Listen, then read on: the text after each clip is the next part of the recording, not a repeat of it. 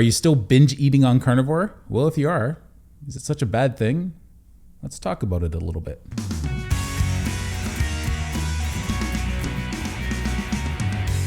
Hey, what's shaking bacon? My name's Bruno Panucci. I hope you're doing well. So binge eating is a weird topic because in the carnivore community, lots of carnivores do it, and they call it intermittent fasting. Now, if you have a history of binge eating, is that necessarily a good thing, where you starve yourself for a long window of time and then you eat such a volume of food that you're not hungry for hours and hours and hours? It personally doesn't mean anything to me if you do one way or the other when it comes to your eating, lots of small meals, or if you're doing intermittent fasting.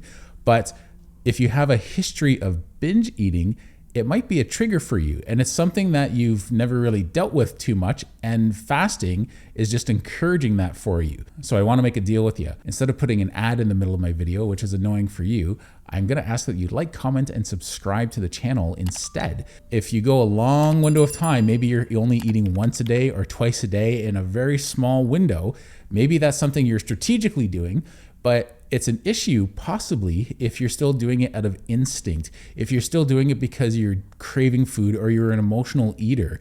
And that might be where you have to stop and assess if that's really the best way of eating for you. Now, overall, I'm a fan of this, don't get me wrong. But if you have a history of it, it might make it difficult when you're trying to start or maintain a carnivore diet, because you're going to go through periods where you're full when you eat that way, and then periods where you're hungry. And it's that window of time where you might go off a carnivore diet because you might be in a spot where maybe you feel anxious, or maybe you're going to be in a social situation where you're on a bunch of other food, and then you think, I don't want to make a scene. So you just have something that's there. Or maybe you just justify it in a different way and you eat something off a carnivore diet, and before you know it, you're completely off your carnivore diet.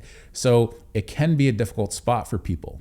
The one time I don't recommend doing that is in your first 3 months of carnivore, even up to the first 6 months of carnivore. So this is something that can happen accidentally for people, or it's something that can happen purposely. I personally think either way is good if it's helping you to maintain or stick to a carnivore diet. You have to work to your strengths and recognize what areas you're not too strong in. I have a history of emotional eating and also binge eating. It's a bad combination because that means I have a large appetite. I like having that sensation of an expanded stomach, even as uncomfortable as it gets.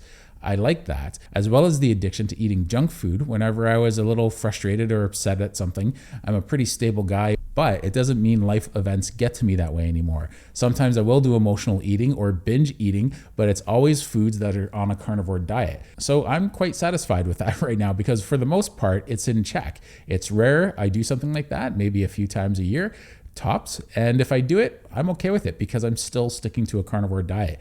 That's the one piece of advice I want you to take away with this. If it's helping you maintain a carnivore diet, when typically you have a history of going on and off a carnivore diet, then keep it up. I think you should deal with one problem at a time. Get your sugar cravings and your sugar addiction under control. And then once you're really comfortable with a carnivore diet and you find you have no temptations and you've been doing it for, I suggest, really closer to 6 months, then you can start playing around with intermittent fasting and things like that. But keep in mind, if you have a history of this type of eating, it might be a slippery slope for you because you're going from a fasted state to a full state, an uncomfortably full state. And the one thing that's nice about carnivore is you don't typically eat till you get stuffed like you did when you did it with carbs. You get to the point where you think, no, I'm just full. I can't eat anymore.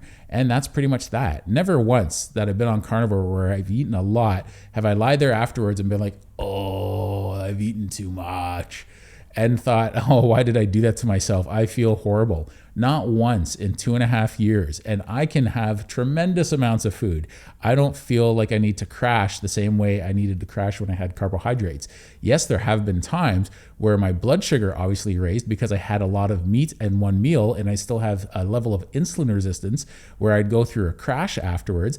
And what helped me to get rid of that was multiple small meals in a day. Multiple small meals really helps me to manage the crashes after a meal. If you're eating and get a crash within 15 to 20 minutes, maybe a half hour after a meal, maybe you still have some insulin resistance going on. Maybe you need to lower your portion sizes for a little while until you get that under control. So from a fasting perspective, it's something that's encouraged. From an eating disorder perspective, it's something that you should watch and maybe stay away from for the most part. But from trying to stick to a carnivore perspective, do whatever makes you stick to carnivore. Sometimes that's the bigger battle for you to handle. Don't try and handle too much at once. Handle that, and then try and handle some of these other unhealthy relationships you have with food afterwards. Because you have to keep in mind, It is an eating disorder. And when I was doing intermittent fasting, and I felt great when I was doing intermittent fasting, it was still encouraging me to binge and then not eat for a long time. And what was happening was I was getting to the point where I didn't enjoy eating or looking forward to eating because I was like, oh, I just don't feel as good after I eat. I feel great when I'm fasted.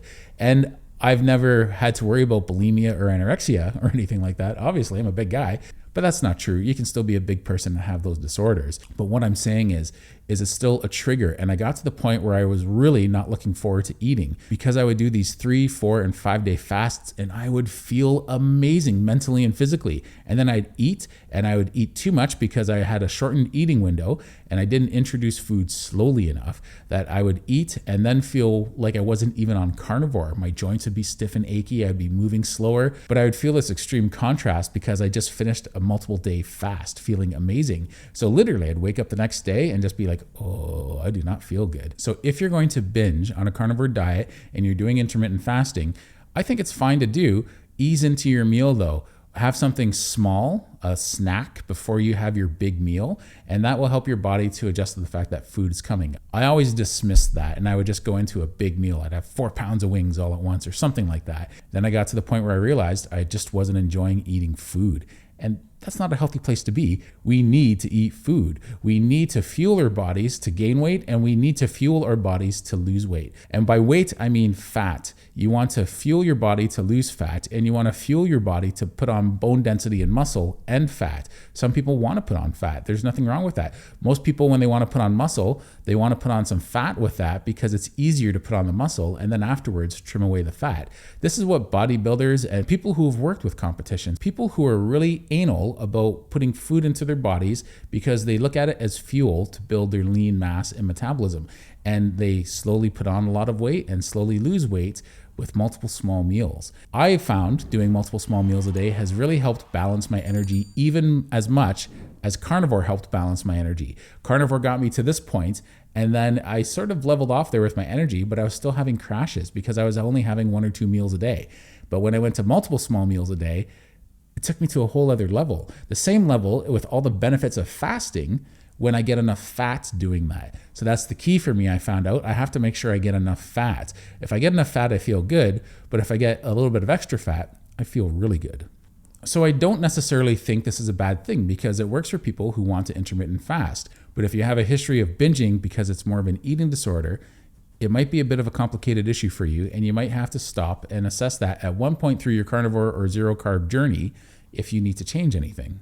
So just remember, wait till you're a bit of a pro with carnivore before you start trying to tackle something like that if this is an issue that you've had in your past. Anyway, thanks a lot for hearing me out on this. I think it's something that's worthwhile paying attention to and working with in the proper way if it's something that's been an issue for you in the past. So thanks for watching the video. I really appreciate it.